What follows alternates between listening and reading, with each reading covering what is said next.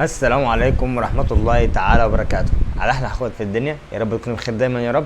ويا رب اشوفكم كده من المقبولين في الكليات العسكريه وكليه الشرطه باذن الله. ويا رب كل اللي نفسه في حاجه يحققها. موضوع النهارده يا رجاله بيتكلم عن ان انا هرد على الاسئله بتاعتكم اللي انتوا سالتوها لي في الكومنتس، تمام؟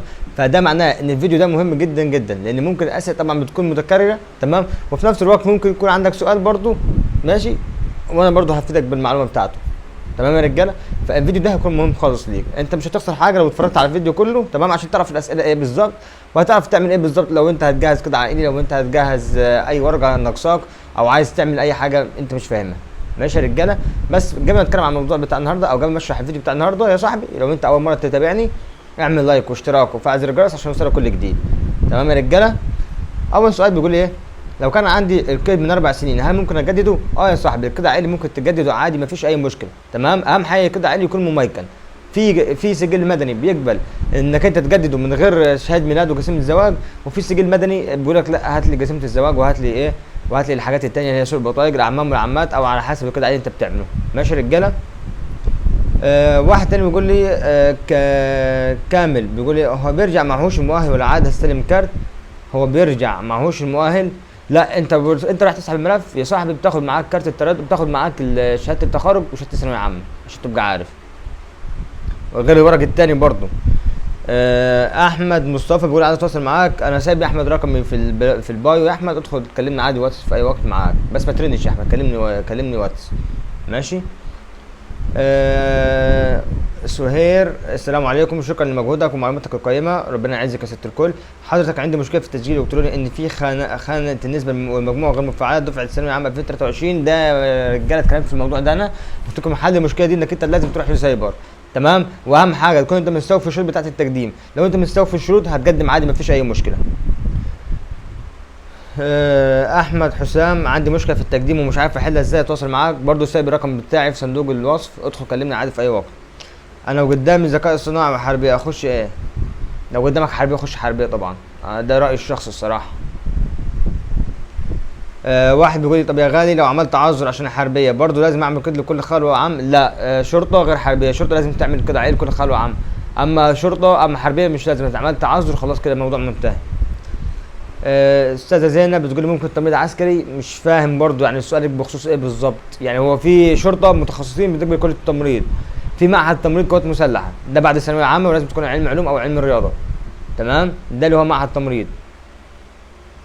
واحد تاني برضو بيقول لي محمد سلامه بيقول ايه، يعني لو انا عندي مشكله في الكد للجد بالنسبه للشرطه اقدر اطلع كد لكل عم وعمه ده كده يتقابل من غير ما اعمل تعذر؟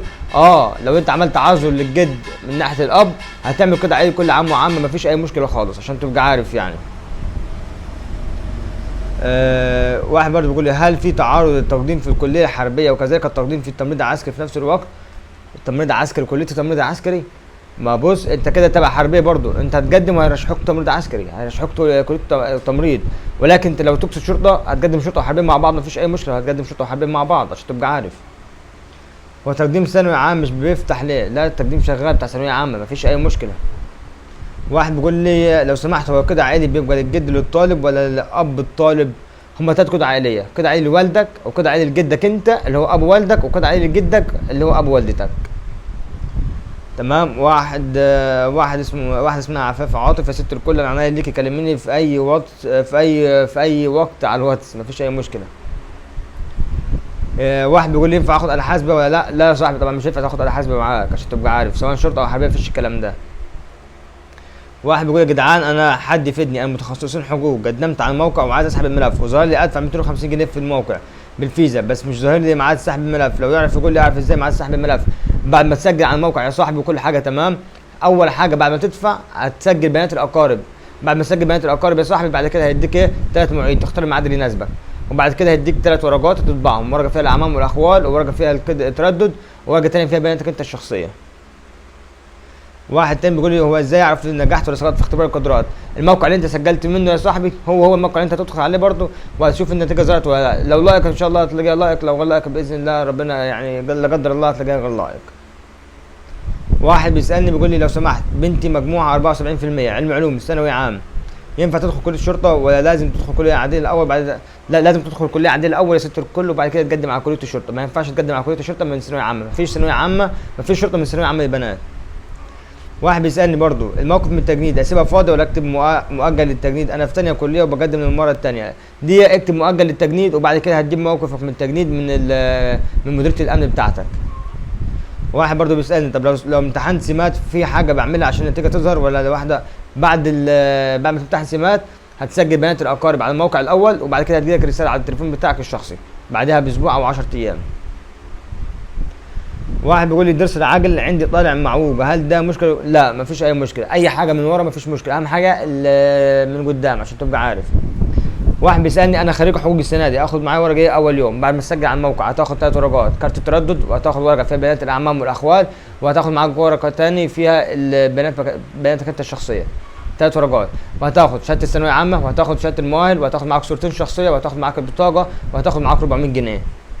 انا الحاجات دي منزلها في فيديو وحديها اصلا، بس انتوا بتسالوا اسئله كتير، بس مش مشكله عادي. واحد بيسالني طب هل الطالب لو متزوج عادي يقدم؟ محاربين لا، شرطه ماشي. واحد بيقول لي طب انا حليت 25 سؤال والكمبيوتر قفل، انا كده ممكن اسقط؟ لا ان شاء الله هتنجح، مفيش اي مشكله باذن الله، سيبها على الله. في خانه. واحد بيقول لي -2 دي بتبقى في كشف النظر في خانه ايه بالظبط؟ مش فاهمها دي يا صاحبي، والله السؤال ده مش فاهمه. واحد بيقول لي يا جدعان انا كتبت حاجه مش في المربع بتاعها، اعمل ايه؟ ما تمسحش حاجه، ما تمسحش، سيبها زي ما هي، سيبها زي ما هي، ولو لو في تكمل للحاجه دي حطها في المربع اللي جنبه، ما فيهاش سيبها زي ما هي. واحد بيقول لي طب هو لو اسم جده الام كلها صح ما عدا الاسم الرباعي فيه غلطه في بيانات الاقارب اللي هي بعد اختبار القدرات، ارجو الرد بسرعه. في حد انت تضطر انك تصحح، مفيش حل غير كده، يا اما هتعمل تعذر لكده عائلي تمام، وبعد كده تعمل ايه كده عائلي كل عم وعم، او خاله تعمل كده عائلي كل خاله وخاله، عشان الغلطه هنا من ناحيه الام. استاذه بسنت محتاجه الاسئله كامله، يا ست الكل كلميني على الواتس وانا تحت امرك في اي وقت. استاذ احمد كلمني برضه على الواتس يا احمد، وهتلاقيني معاك في اي وقت. رقمي يا جماعه سايبه وانا في صندوق الوصف بتاع القناه بتاعتي، هتدخل هناك هتلاقي رقم الواتس بتاعي، كلمني الواتس في اي وقت. واحد بيقول لي بعد اذن حضرتك الوقت وانا بكتب بيانات اعمامي واولادهم، احنا في بينا خلاف ومش هعرف اجمع الاوراق اللي تخصهم، اعمل ايه؟ هم اعمامي 2 بس وعادي بسجل. بحاول انك انت تسجل بيانات على الموقع، ما تعرفش تسجلها هتعمل ايه؟ بيانات اعمامك وعماتك دي لو في خلاف ما بينكم هتروح تطلع شهاده ميلاد ليهم وبس، على كده ده كل اللي انت هتحتاجه. لو ما كملتش تسجيل بيانات الاقارب وضغطت اعتماد على الموقع الكل قبل اختبار المقاس وانا سحبت الملف مقدم، خلاص طبعا دوست اعتماد، مفيش رجوع تاني لكتابه البيانات، خلاص كده طالما انت دوست اعتماد خلاص. واحد برضه بيسالني بيقول اتكلمنا عن عمل الوان. عمل الوان يا صاحبي بيتكلم عن ايه؟ بيديك مربع كده تمام فيه ايه؟ فيه رقم، الرقم ده بيبقى ملون بقى كده وقدامه نقط كتير، الوان السبعه، الوان الطيف السبعه دول، الوان مش عارف اسمهم ايه تمام، فالمهم الوان كتير كده، وفي رقم في النص يكون رقم 5 7 10 15، فانت هتقول الرقم ده سهل ان شاء الله. واحد بيسالني كتبت كله ونسيت اكتب الخاله وعملت اعتماد، خلاص كده تمام مفيش حاجه. دول 182 وزن 60، لا حاول تزيد شويه، الوزن كده قليل، حاول تزيد، اقل حاجه تبقى 65 اقل حاجه. كم؟ لا ده انت طولك 182، ده انت كده ناقص 22، لا حاول تزيد كتير صراحه عشان ابقى صريح معاك، اقل حاجه يبقى فيه نقص 10 كيلو. هو محاربين بيقدروا يمسكوا مناصب قياديه في البلد؟ لا، محاربين انت هتبقى ماشي، هتبقى لواء، هتبقى عادي، هتبقى حاجه عاليه برضه فيما بعد، بس مش دلوقتي، مش في البدايه، انت لسه متخرج مش هتمسك حاجه منصب، فاهمني؟ برضه واحد بيقول لي رقم الواتس انا سايبه رجاله في صندوق الوصف. طب انا سجلت على الموقع ودفعت رسوم، اعمل ايه بعد كده؟ هتسجل بيانات الاقارب الاول على الموقع تمام، وبعد كده يديك 3 مواعيد تختار الميعاد اللي يناسبك. واحد بيسالني لو سمحتوا متخصصين شرطه ممكن يشتغلوا في الاقسام والكمائن زي بتاع ثانوي ولا لا؟ وبياخد سلاح ميري ولا لا؟ زيك زي بتاع ثانويه عامه برضه، بس انت ممكن تشتغل في التخصص بتاعك، لو انت دكتور تشتغل دكتور، مش هتحتاج الحاجات دي كلها، فاهمني؟ بتاع حقوق ممكن يشتغل في مباحث عادي عشان تبقى عارف. لو سمحت انا اجيب رقم القيد منين؟ رقم القيد بتاع حربيه هتجيبه بعد ما تسجل بيانات الاقارب على الموقع، بعد ما تمتحن سمات وتسجل بيانات الاقارب تاني يوم على الموقع تمام، بيديك رقم القيد، هتطبع رقم القيد وبس على كده. انا طولي 170 ووزني 48. لا يا عم زيد، يا عم زيد كتير كتير كتير، هتتكلم ازاي؟ انت ناقصك يا صاحبي 22 كيلو عشان توصل للطول المظبوط، نزيد شويه. بس يا رجاله دي كل الاسئله اللي جات لي خلال الاسبوع اللي فات. ماشي يا رجاله، انا كده حاولت ان انا اجمع الاسئله كلها. انا بحب اجيب الاسئله كل اسبوع، بعمل لكم فيديو عن الاسئله المهمه يعني، او الاسئله بتسال كتير، ولكن انا قررت ان انا ارد على كل واحد في كومنت عشان تبقى عارفين، بس عشان ما اتاخرش على حد في الرد. ماشي يا رجاله، عندك يا صاحبي اي مشكله سيبها في كومنت، تمام؟ واهم حاجه يا اخويا، اهم حاجه اعمل لايك واشترك للفيديو ده، تمام؟ واشترك في القناه واعمل لايك للفيديو وفعل زر الجرس عشان يوصل للناس كتير. تحياتي ليكم، طارق البدري.